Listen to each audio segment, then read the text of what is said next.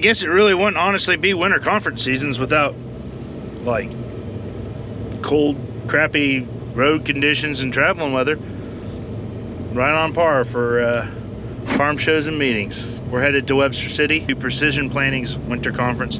First time I've ever been there. Should be a good time. Let's see if we can take any tidbits away with us to take home and maybe improve next year.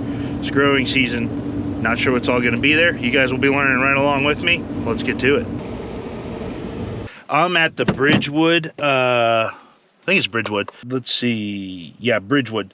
So the winter conferences are becoming kind of more of a popular thing from what I understand for people to attend. I don't believe you have to have any precision planting stuff to attend these. I don't have any precision planting stuff. There's 21 locations that you guys can attend, any of them. Let's go see what we can learn.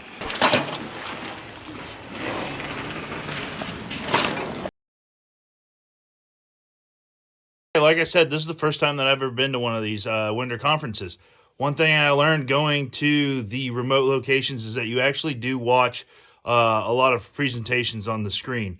There are people there to help you. They feed you good. There's people to network with, but you don't get as much like there's not as many like those products are right there, which is different for me as a YouTuber, which is also means that we're trying to learn something new here. We're doing a little bit of a green screen. It's good. I got all access to the videos that they did play during the winter conferences, so I can give you guys what I thought was cool as they were rolling it out. Their theme this year was a solution for every season. They do roll out some new products. We get to take a look at those. I do know some of the products a little bit because I did head out to actually the PTI farm there in Pontiac, Illinois. That's what's behind me here that you guys can see. I was out there with GSI, but it was a Fendt Momentum day, and Fendt Momentum actually puts a lot of precision planting parts onto their planters. So I did get a little bit of an in-depth kind of review on that. It's good information, a lot of cool things running up here. But what I really do like about their presentations is that they really say that they're a technology company that creates products based around agronomic reasons. Let's get into the presentation. You know, as we think about projects, this is the lens that we use to decide which projects continue and which projects we stop. You know, we're a technology company. It's what we do. We wake up in the morning thinking and looking for opportunities to bring technology to your operation. But that's not the only thing we do. That technology for technology's sake isn't of any value. Our goal is to improve the effectiveness of your input dollar into the creation of grain through technology, to drive improved agronomic outcomes across your operation. But we have to do that in a way that we consider how much that technology costs. We can't go around solving $10 problems with $100 bills. There are around 100,000 decision makers in row crop farming in North America. Right around 100,000 planters are going to put a crop into the ground in 2024. This right here is a really cool visual to look at, and I like how they pictured it out. One of the ways that new technology comes onto the farm is through the purchase of a brand new planter right from the factory. How many planters this year that put a crop into the ground are going to do so are going to be brand new factory planters? The answer is about 5%. Only about 5% of the farms in North America this year are going to use a planter that is brand new. So this means just about 5,000 new planters a year in the U.S. In fact, as we talk to growers, what we have seen and what we have heard is that over half of the farms in North America will never purchase a brand new planter, whether this generation or next generation. Half of the farms, the way they bring technology onto the farm is either through the retrofit or through purchasing a used planter. But as we talk to growers, what we've also heard and what we've also observed is that 71% of growers know that the planter is the performance machine in the fleet. That if you think about all of the equipment across the farm, it is that planter that has the largest impact on converting an input dollar, whether it's our seed program or our on-planter fertility program, into grain, into yield. So if you go way back in the day to young Ben and actually young YouTube, and I actually did a video that it talked about like, hey, if I was just starting out, what would be the stuff that I would buy? or what would I focus on the most? And actually, I agree with farmers because I listed the planter as the most important part of most important piece of equipment on the farm. 71% of those growers not only know that planter is the most important pass, but they plan to make a change to the planter before next year. And that's the group that we are very passionate about. That 2/3 of the industry that is going to bring technology onto their planter to improve their agronomic outcome, but for budget reasons, for other reasons, is not going to ever be purchasing a brand new planter. And So after a little introduction, it was time for them to start reeling out what their new stuff for the year was. Don't know what some of their stuff that they already have is. They have Delta Force, which is the hydraulic downforce, Queen Sweep, which controls your row cleaners, speed tubes for high-speed planting. They also have these really cool smart firmers that actually tell you what the conditions of your soil are when you actually plant. Kind of collects the data as you plant. That's also pretty cool. And then they have some really nice looking like double system closing wheels that they call Furrow Force. And then of course they have the 2020 monitor. Now I've never ran a 2020 monitor. All the planters that I've ever ran all had a different type of monitor in there. But it looks like the 2020 gives you a lot of readouts of like individual boxes about what that planter is performing like. More information you can have, in my opinion, on a monitor, the better it is, and they actually do upgrade their 2020 just a little bit. I'm proud to announce today the 16-inch monitor for the Gen 3 2020. The 16-inch monitor is the largest screen in the industry. It's twice as large as the 10-inch monitor is, and it gives you the visibility as you add more and more technology, more and more information on the pass. We're going to be in a limited commercial launch for the spring of 2024, and so we are excited to bring this to market. One thing that's really cool as we think about the way that we've architected the Gen 3 is that unlike any other modern industry, we have a little box called the display base module. You don't need to remember that name, it's unimportant. But as you bring a Gen 3 in, that part goes under the seat. And really the screen is separate from the brains. What that means is that as we bring the 16-inch monitor to the market, the 16-inch monitor is compatible with every single Gen 3 that has ever been sold since 2018. And that's a different way to bring technology into the market, because most of the other technology companies out there, they come out with a brand new monitor, a brand new screen, a brand new feature. What do they ask you to do? Trade the whole thing in order to get the new display. Being able to upgrade to a newer piece of equipment without changing a whole bunch of stuff on your previous technology package, that's a major win in my department. And they also decided to bring their own way of collecting and managing and making it easier for us to roll out or view our information, and they're calling that Panorama. We started the conversation last year with a product that we called Panorama. Panorama, the definition of the word, is an unobstructed view of one's surroundings. Our goal, our mission is across the horizon, from in the cab to in the season to after the season to multi-season, for you to be able to view, to analyze, to summarize, and to share your information more readily than any other information across your operation.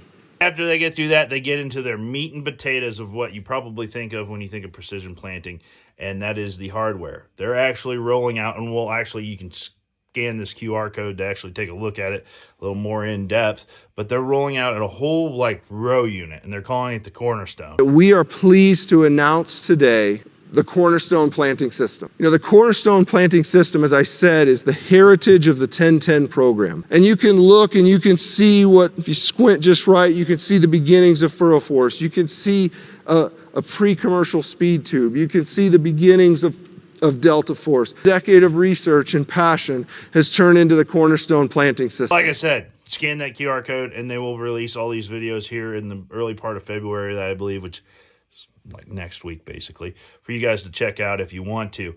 Now, when I did start out this video, I said when I go to these meetings, I like to try and find little tidbits to be able to possibly take home with me. One of the tidbits that I found is actually coming up, and it deals with row cleaners. So we don't have row cleaners on our planter right now, something that we haven't used. Oh, one thing that we learned is actually, well, they're going to show you that they come out with a new type of row cleaner called Reveal.